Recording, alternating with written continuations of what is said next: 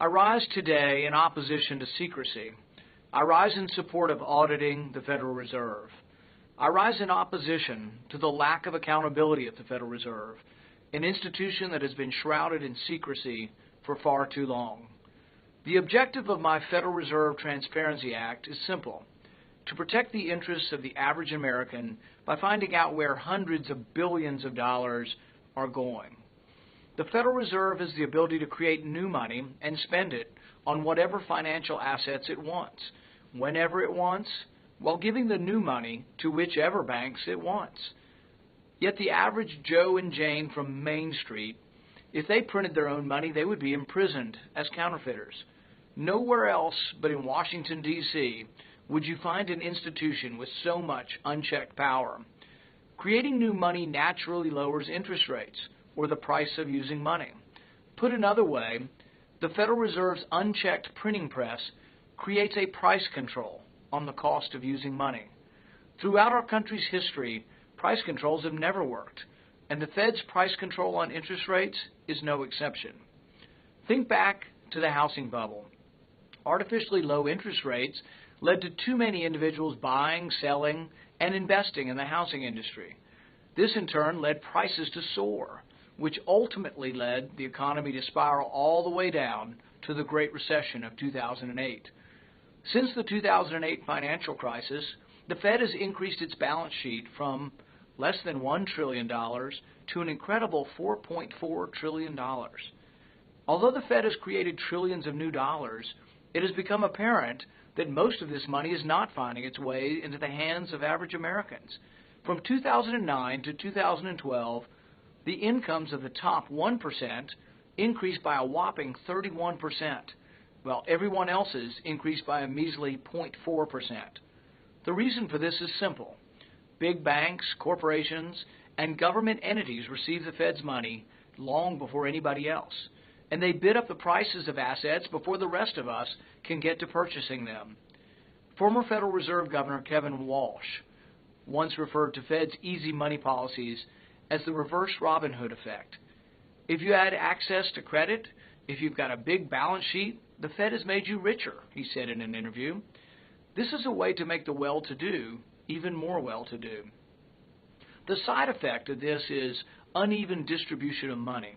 It becomes painfully apparent to many when you go to the grocery store.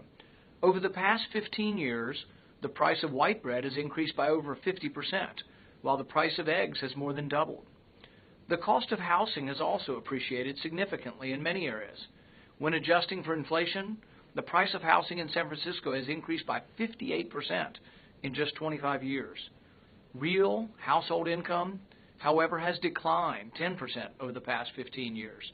Higher rent and higher grocery bills cause low-income workers to incur more loans and credit card debt, which involve far higher interest rates than those that the banks and Wall Street are paying.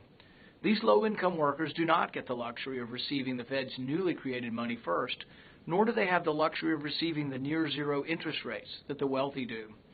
As a result, one thing is for certain. The Fed's price control on interest rates acts as a hidden tax on the less well-to-do.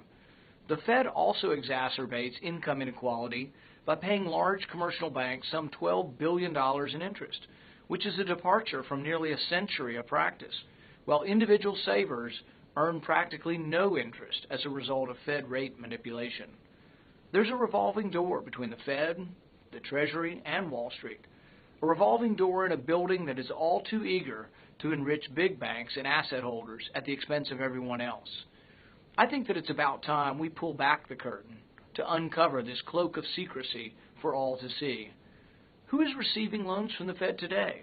Who is the Fed paying interest to? Are there any conflicts of interest in how these payments are determined? Are there any checks and balances on the size of these payments? The Federal Reserve Act actually forbids the Fed from buying some of the troubled assets they purchased in 2008, yet they did it anyway. Given all these unanswered questions, and given the sharp increase in risk of the Fed's balance sheet, isn't it unquestionably necessary for the Fed to be audited more thoroughly than in the past? My Audit the Fed bill is just 3 pages long and simply says that the Government Accountability Office, the GAO, the nonpartisan apolitical agency in charge of auditing the Fed, should conduct a full and thorough audit. Currently, the GAO is not allowed to audit the Fed's monetary policy deliberations or the Fed's open market committee transactions. The GAO is prevented from looking into agreements with foreign central banks, which altogether makes the Fed audit in its current form virtually futile. When these restrictions were added to the audit in the 1970s, the GAO testified before Congress saying, "We do not see how we can satisfactorily audit the Federal Reserve System without authority to examine the largest single category of financial transactions and assets that it has." To grasp just how limited the current audit is, recall that in 2009, when Democratic Congressman Alan Grayson asked Fed Chairman Ben Bernanke which foreign countries received $500 billion in loans from the Fed, Bernanke was unwilling to name which countries or banks received the $500 billion worth of funds. That's right. The Fed swapped $500 billion to foreign countries in secret and did not even have the decency to report the details to anyone. But it gets worse. Democrat Senator Bernie Sanders also asked Bernanke who received $2.2 trillion that the Fed lent out during the financial crisis. Again, Bernanke refused to give a direct answer. In the 2011 Dodd-Frank law, Congress ordered a limited, one-time GAO audit of Fed actions during the financial crisis. That audit uncovered that the Fed lent over $16 trillion to domestic and foreign banks during the financial crisis, a figure we would have never known if we had only relied on the Fed's internal audit. Both Republicans and Democrats agree that it's absurd that we did not know where hundreds of billions of dollars worth of our money is going. In fact, last year my Audit the Fed bill received the support of nearly every Republican in the House and over 100 Democrats. Some say that an audit will politicize the Fed. I find this claim odd, given that both sides of the aisle support the bill. The GAO, which will do the audit, is a nonpartisan, independent agency that works for Congress. It does not lean Republican or Democrat, and it's not interested in influencing policy. I can't seem to understand how a simple check by the GAO to ensure that there are no conflicts of interest will politicize anything. But in any case, the Fed does not need to worry about the politicization of monetary policy. Its chairwoman, Janet Yellen, has already done that. Right before the 2014 midterm elections, Chairwoman Yellen delivered a speech in front of the Boston Conference on Economic Opportunity and Inequality. Her speech was riddled with Democratic talking points. Instead of criticizing a standard audit, maybe the individuals that work within our central bank should begin curbing their own actions. Unlike the actions of current Fed officials, my bipartisan bill will not increase the politicization of monetary policy. If anything, it will help to eliminate political sway by ridding the central bank of Wall Street and the Department of Treasury's influence. I don't want the Fed to be overseen by Congress for the purpose of politicizing monetary policy. I simply want it overseen to ensure that our central bank isn't picking favorites, and I also want to ensure that it remains solvent.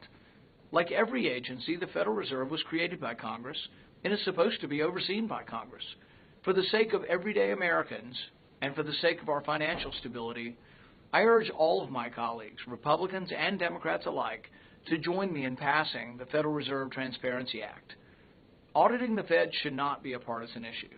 Regardless of one's monetary policy views, regardless of whether you think interest rates should be higher or lower, everyone can and should agree that for the sake of our country's economic well-being, we need to know what has been going on behind the Federal Reserve's cloak of secrecy. It's time we quit this guessing game. It's time we audit the Federal Reserve once and for all to restore transparency to our nation's checkbook. Thank you, and I hope all will support this bill.